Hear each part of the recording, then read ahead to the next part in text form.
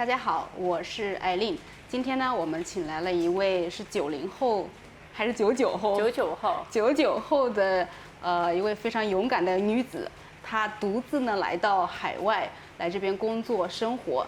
那今天呢，我们就请她来跟大家分享一下她的在泰国生活的经历。Hello， 大家好，我叫静儿，来自广州，现在是26岁。我已经来泰国这边已经生活了1年的时间。是什么原因让你决定一个人来到泰国？其实你还年龄不大哈，算是蛮小的。对。其实我在早期的时候有在国外生活过嘛，就是在马来西亚有生活了1个月大概，但是是短游的那种。然后后面在18年的时候毕业旅行也是选择了泰国，因为是靠近中国比较近嘛，所以说就属于说一个周围国的一个出国。为什么选泰国而不是马来西亚或者其他的国家？马来西亚我觉得有点排华。为什么这么说？因为我很久之前我过去的时候有问路，然后那个人他可能是大马人，就是他就很不屑的都没有告诉我路。其实中国人在出海首先考虑的就是泰国、马来西亚、印尼、越南这4个地方是偏多的。泰国其实相对来说，别人说有很多负面的能量，但是我觉得在这边真实的并不是这样子的。那你说负面是什么负面？负面就是说，国内的人会觉得泰国就是一个割腰子的国家，或者是说卖人口啊，什么店去 KK 园去的地方啊，这护照都没有，就是老是去要踩扁泰国，别人也没有惹你，但是我觉得越有争议性，就是风浪越大雨越贵嘛。能这么多中国人来这边，肯定是有它的商机。刚来泰国的时候觉得累吗？就是会累啊，出来又要面临这个文化差异，又要学泰语，又要去结交新的朋友，很累，真的很累。其实刚开始的时候，我不是把房子卖掉过来了吗？其实当我签了房子那一刻，我觉得就是会有落差感，但是还是会去调整自己。因为在国内的话，我可以住我的大 house， 对不对？然后我在这边只能租房子住，这边的房价贵吗？贵，很贵很贵。而像35平的话，在一些曼谷中心一点的话，要去到5、6千人民币啊？对啊，这么贵吗？对啊。那你的呢？我的那里是40多平都要去到18000泰铢，1年下来你得5万人民币。决定来泰国之前就已经有想卖房的，只是挂着，那时候只是挂着，就是说决心没那么大。因为我出来了泰国以后，那个房子还是我在还房贷的，然后觉得这个房子也没有它的价值了，所以说我觉得我在半年后，我也觉得泰国我很喜欢，我就想着断舍离，把国内的房子得处理掉。其实你这个决定我觉得在很多人眼中是比较仓促的，因为毕竟你在泰国还并没有站稳脚跟嘛。对。那你为什么不在国内留一套房，就是回家还有一个落脚的地方？因为我觉得，其实打破一个中国人的传统观念，就是说什么落不落脚，这个没有关系，酒店也算是一个归属。然后我说我要在泰国已经适应了，那就果断的去做这种选择，因为你自己最懂你自己想要的一个决定。我还是很好奇，到底是什么原因让你想要离开中国？就是因为房产，因为其实你还年轻嘛，你完全可以在国内再发展发展。因为已经是我感觉到已经是很饱和的一个状态，就是什么饱和？就是工作或者是发展的一个前景空间都是已经很饱和了。说的很简单，就是说这个钱已经轮不到我们去赚了。哎，为什么你会有这种感觉呢？因为我觉得外面泰国、东南亚的机会相对来说比国内会大。我也有成功过，我觉得人生不一定说只有一个板块啊。我可能在中国能赚50万，我在国外也能赚50万，是一样的，没有关系。就是未知的事情，我都可以去面对。就选择什么都没有说很多为什么，就想做就做吧。那你之前就是你在来泰国之前是做什么工作的？我是从事电商行业的，就是电商商务。因为在国内的时候也算是一份比较稳定的工作。哦，那你觉得你相比在泰国的生活，国内的好还是这里的好？国内的话其实已经是发展瓶颈了，就已经是到顶了。就是3点一线，每一天都一样，每一天你的生活你都大概知道我今天要干什么。但是在国外不是，这你可能每天都未知，这不是一眼到头。你可能说今天是开心的，明天是很开心，非常开心，可能是有一天是非常沮丧的，因为很多事情都会有碰壁啊，就是可能是你要选择安稳的生活，还是有风险的生活。对，因为有风险它才会有商机，有商机就会绝对有风险，就是这是必然的。你有没有想过跟泰国人交往？会考虑吗？我觉得我是华裔，我是可以接受的。但是你说纯的泰国人，我不太接受。因为首先我觉得自己语言上跟他们的文化差异会有一定的区别。自己的一个也没有说要去把自己的国籍改到泰国这边。因为国内的话，我还是相信说国籍这个事情会比卖房子这个是更加的一个谨慎需要考虑的事。可以不改国籍啊？不改国籍吗？不是也可以不结婚，先谈恋爱没想过吗？谈恋爱没有想过，因为我不太喜欢纯泰国人。大概我知道这边是男生是吃饭都是 AA 制，我不太喜欢，因为我在国内的话都一直是那种男生请吃饭，或者是我也可能会请他吃饭。AA 我是不太能接受的。虽然说我现在是生活在国外哦，但是我觉得中国人的那个说我请客或者下次你请客这个观念，我还是比较喜欢的。纯正的泰国人的哪一些思想或者是文化，除了刚刚讲的 AA 制，还有哪些是你不习惯的？他们出行打扮是比较随意的，可能会穿拖鞋啊。我是那种说，这边的好多人，包括来泰国很久的中国人都会穿拖鞋。对，就是很邋遢啊，就是用我们广州话就说好邋遢，然后就是很不注重形象就出门啦，或者怎么样。邋里邋遢是吗？对，邋里邋遢的意思，我不行，我不能接受。还有就是，花心，这3点。花心我是怎么知道的呢？之前我去上跆拳课。跆拳课那个教练他对我有意思，然后后面有加我来，但是后面我加他，我是发现他有女朋友的，他有女朋友。他长得帅吗？还行长得。然后呢，我看到他的背景是他在跟他的女朋友去玩的照片，但是他那时候还是去撩我了，我是从此就知道泰国人是一个蛮花心的一个群体。你刚刚说的那个 AA 制这个。我们之前做过很多节目嘛，然后中国男生其实是会吐槽中国女生说要礼物要的多啊，就要红包要的多呀，然后比较物质啊，你觉得是吗？我是比较物质的一个女生，因为我是白羊座，我是慕强的，无论是经济方面还是事业方面，我都是喜欢比较成功的人。节假日转账跟买礼物这是必然的了。那你觉得转多少比较合适啊？起码得2000到1万人民币吧，2000到1万。每一个节日？一些重大一点的节日，比如说呢？情人节啊，就2月14号的一个情人节啊，或者是过节啊、生日啊，或是有一些事情急事需要钱的话，都会问他要拿这个钱。我们新时代的女性，很多人会说要讲求独立嘛，就是我不需要花男人的钱。那你没有这个想法吗？新时代的一个女性，她说我不花男人的钱，是因为她花不动男人的钱。真正厉害的人是能把男人的钱花得动。我也有赚钱的能力，但是我也可以花男生的钱。这才是最强的王者。你会给男生买礼物或者是转账吗？就很少，就是他生日可能会买一点点。那你不觉得这个不公平吗？就是男女不应该平等吗？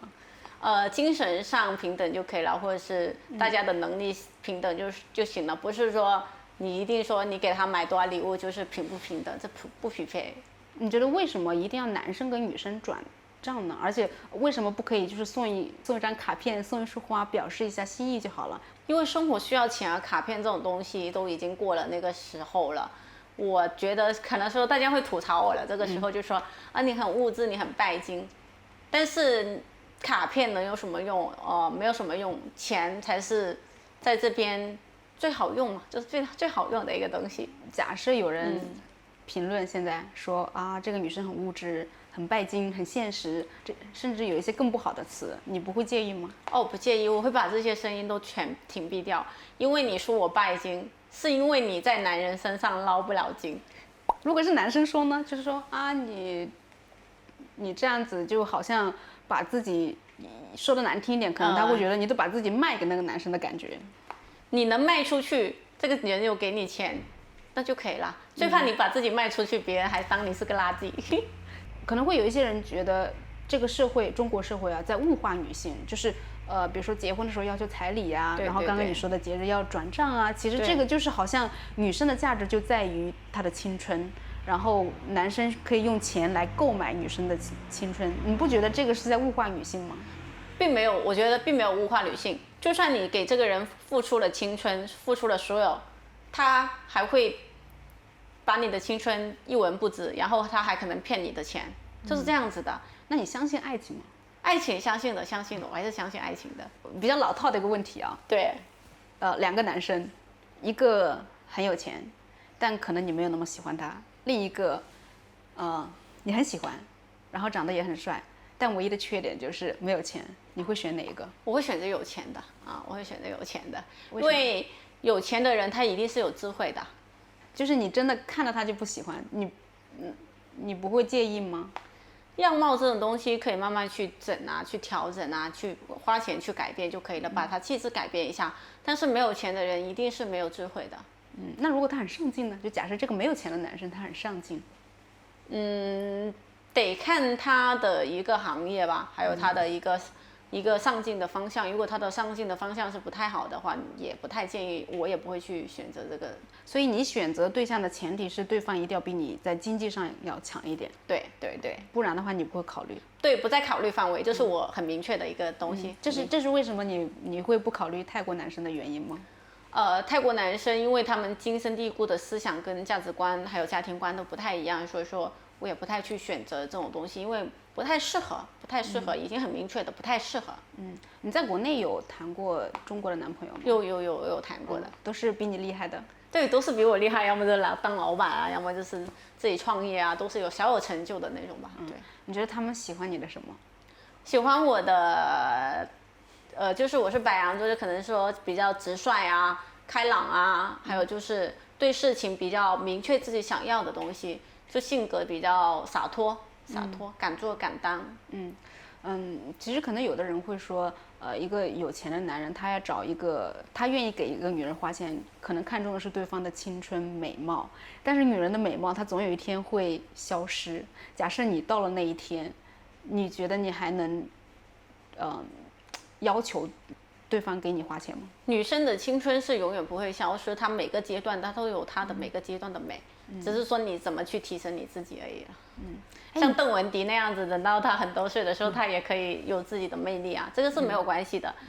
她还有跟首富啊什么一起，这是没有关系，就是看你怎么样一直去提升自己。假设你这一辈子是男生的话，你会觉得很累吗？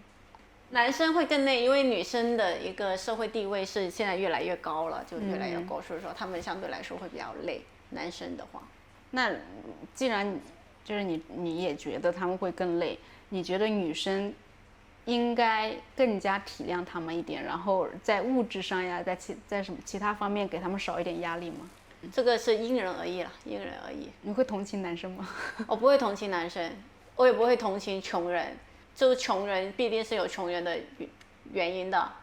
那有的可能是不能选择的呀，就比如说你性别你是没有办法选择自己。我说是对男生我是偶尔会同情，但是穷人我是不太同情，就是说除非他对我是很友善，但是我是在经济能力范围去帮助他。对，就是你说的这个，穷人可以自己改变，但是可能有一些人他出生就是穷人，他出生家里就非常非常穷，他甚至连读书的机会都没有。那么你觉得这些人他们不值得同情吗？不值得帮助吗？穷人为什么跟富人不一样？就是穷人也是大部分是懒惰的。你身边有认识穷人吗？很少。是主动选择还是？主动选择，我是主动选择型的人。我只会跟社会跟我匹配的人去交往。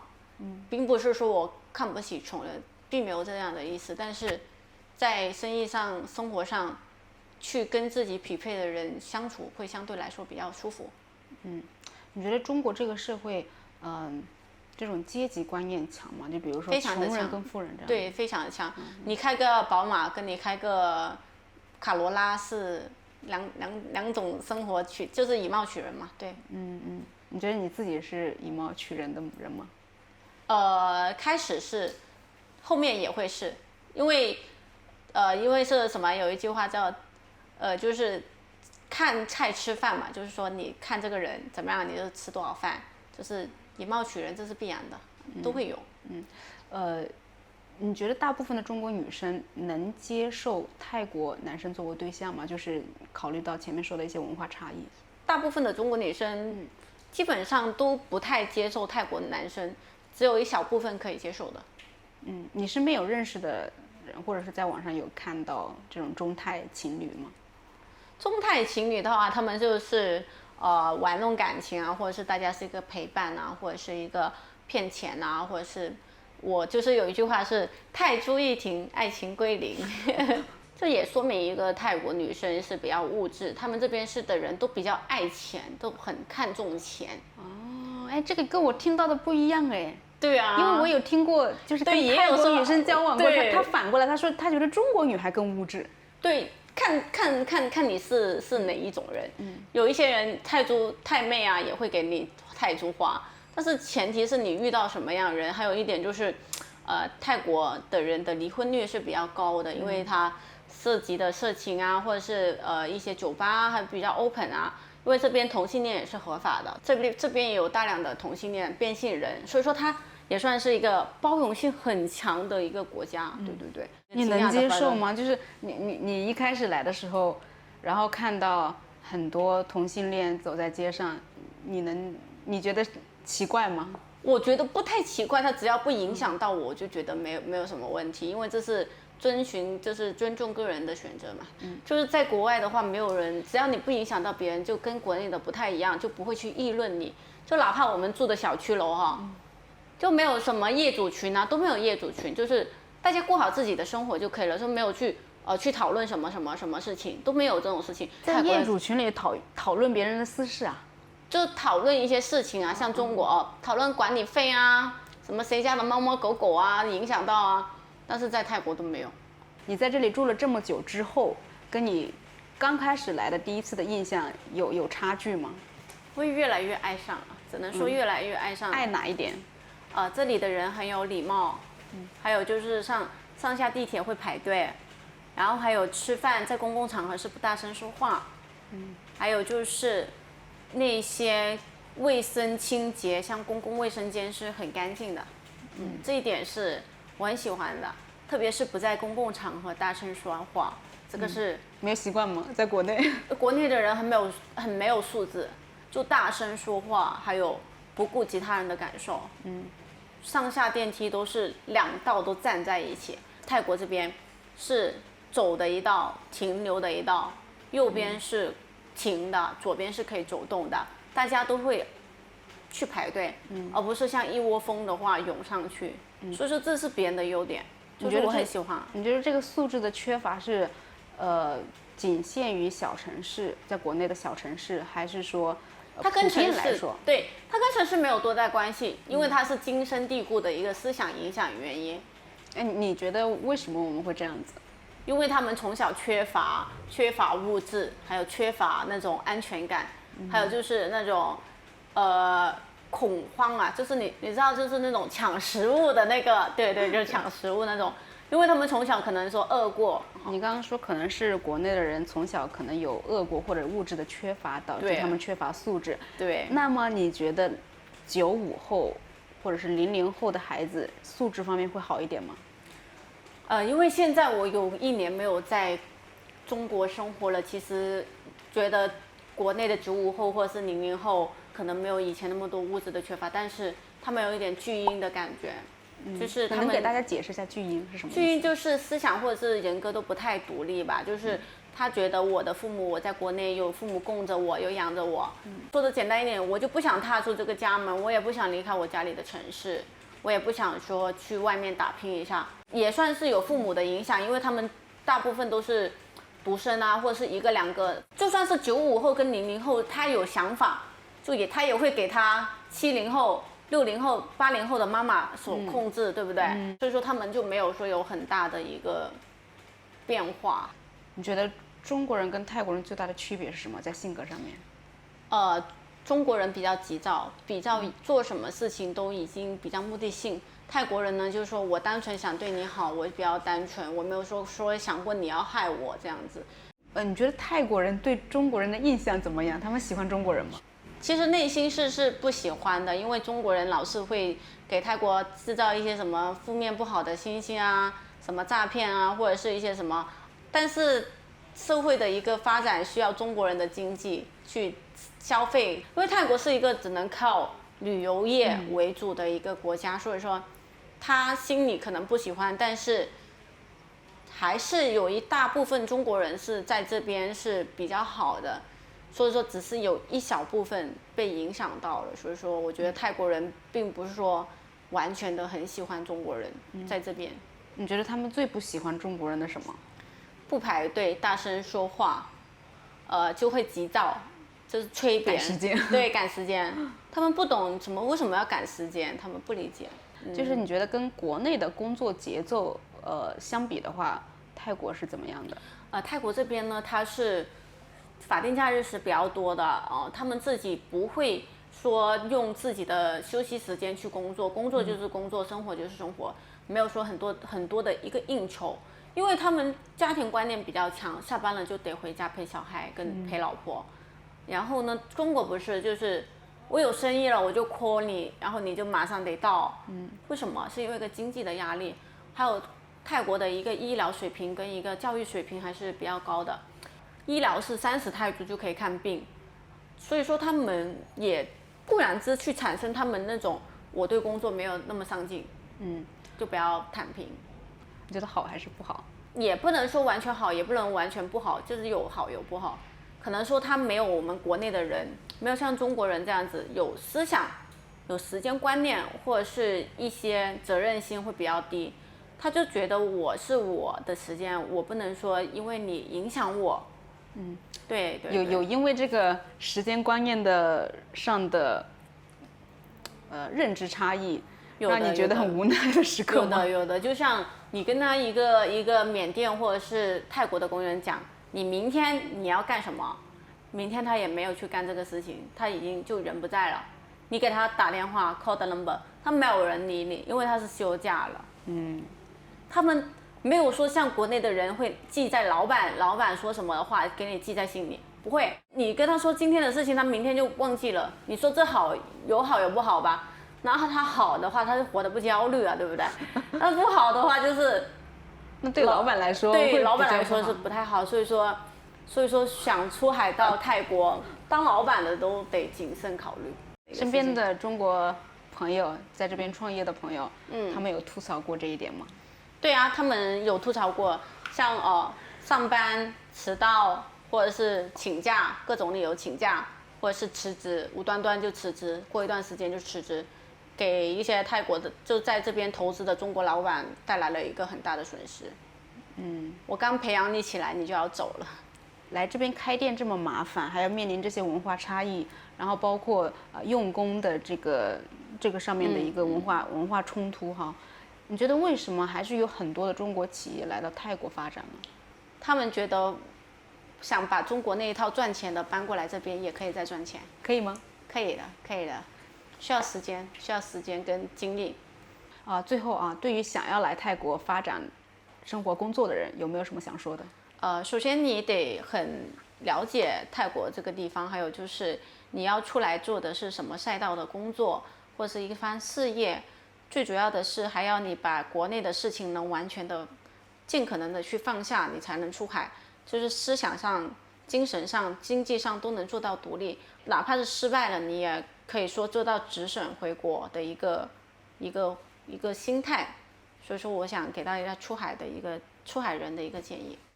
谢谢你的分享。好，谢谢大家。